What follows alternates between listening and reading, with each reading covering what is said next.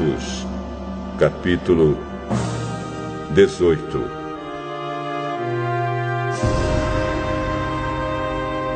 Depois disso, Paulo saiu de Atenas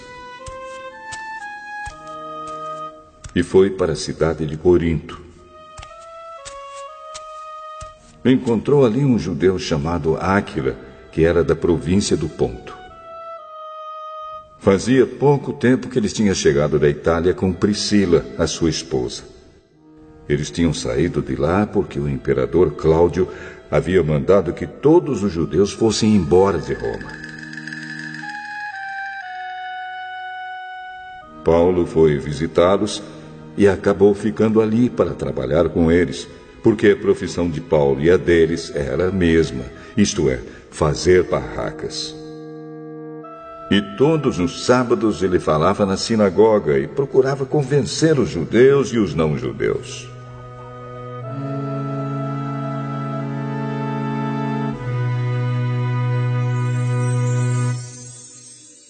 Depois que Silas e Timóteo chegaram da província da Macedônia, Paulo começou a dar todo o seu tempo para anunciar a mensagem.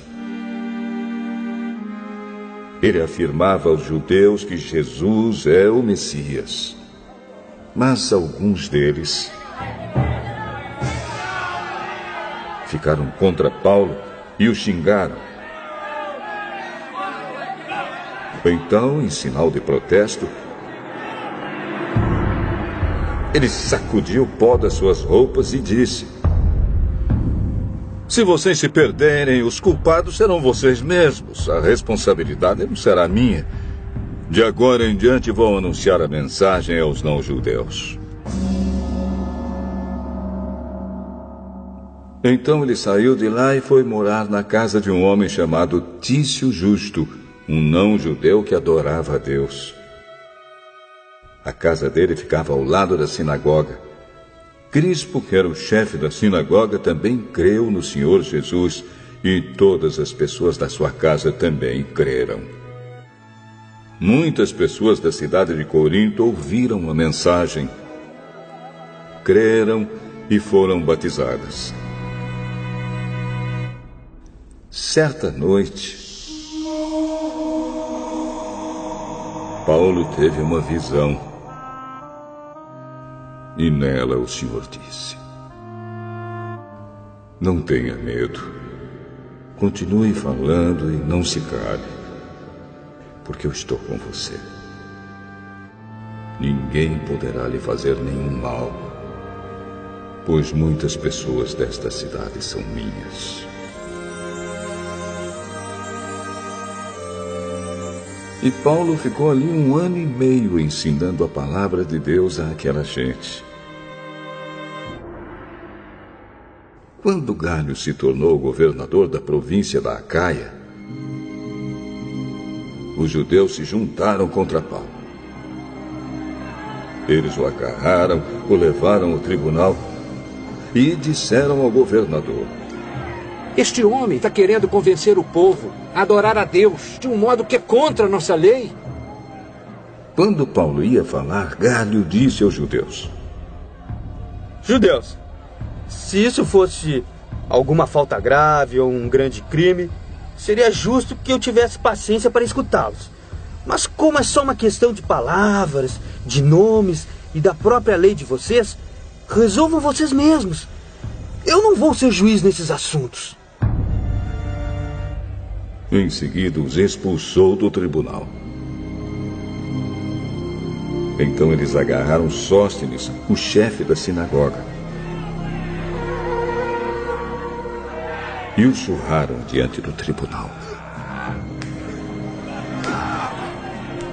Porém, Gálio não se importou com isso. Paulo ficou muitos dias com os cristãos em Corinto. Depois se despediu deles e embarcou num navio para a província da Síria, junto com Priscila e o seu marido Áquila. Antes de embarcar em Cencreia, ele rapou a cabeça como sinal de que havia cumprido uma promessa que tinha feito a Deus. Eles chegaram à cidade de Éfeso e Priscila e Áquila ficaram ali. Paulo entrou na sinagoga e falou com os judeus. Então lhe pediram que ficasse com eles mais tempo. Porém, ele não quis. E quando foi embora, disse: Eu voltarei, se Deus quiser.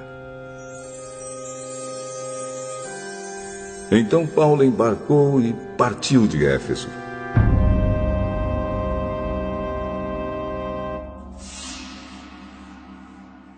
Quando desembarcou em Cesareia, foi logo para Jerusalém. Ali ele fez uma curta visita à igreja e depois seguiu para Antioquia da Síria. Depois de ficar algum tempo em Antioquia, ele foi embora. Atravessou a província da Galácia e o distrito da Frígia, indo de um lugar para outro e animando todos os cristãos.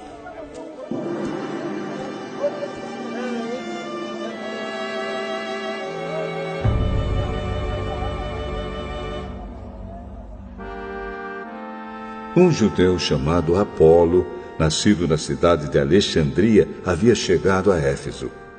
Ele falava muito bem e tinha um conhecimento profundo das Escrituras Sagradas. Era também instruído no caminho do Senhor, falava com grande entusiasmo e o seu ensinamento a respeito de Jesus era correto. Porém, conhecia somente o batismo de João. Ele começou a falar com coragem na sinagoga. Priscila e o seu marido Áquila o ouviram falar. Então o levaram para a casa deles e lhe explicaram melhor o caminho de Deus. Quando Apolo resolveu ir para a província da Acaia, os cristãos de Éfeso o animaram e escreveram cartas para os irmãos de lá, pedindo que o recebessem bem. Chegando lá, ele ajudou muito aqueles que, pela graça de Deus, haviam crido. Pois Apolo, com argumentos fortes, derrotava os judeus nas discussões públicas, provando pelas Escrituras Sagradas que Jesus é o Messias.